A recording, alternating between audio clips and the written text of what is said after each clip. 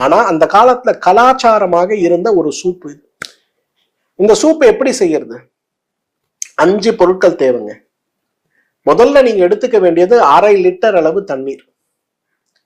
இந்த 1/2 லிட்டர் அளவுக்கு தண்ணீர்ல 50 கிராம் புடலங்காய், 50 கிராம் சுரைக்காய், 50 கிராம் பீர்க்கன்காய், 50 கிராம் முருங்கைக்காய், அது கூட கடைசியாக 50 கிராம் முள்ளங்கி.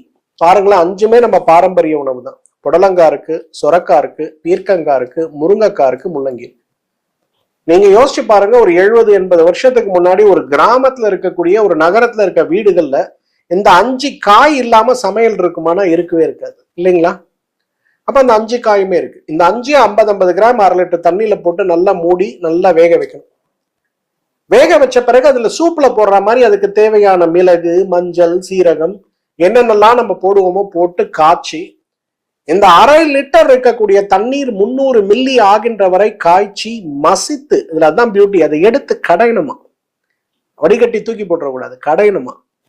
கடைந்து அந்த நார்ச்சத்தோடு இருக்கக்கூடிய இந்த உணவுக்கு தான் நித்திய சாரம்னு பேர். இந்த சூப்பு, இந்த சூப்புடைய பயன்கள் நான் ஏற்கனவே சொன்ன மாதிரி ஜீரணம் நல்லா இருக்கணும், கழிவு நீக்கம் நல்லா நடக்கணும், உடம்புக்கு தேவையான ஆற்றல் கிடைக்கணும், சுறுசுறுப்பு இருக்கணும். இது எல்லாத்துக்கும் மேல என்ன, 100 வயசு நல்லா இருக்கணும்.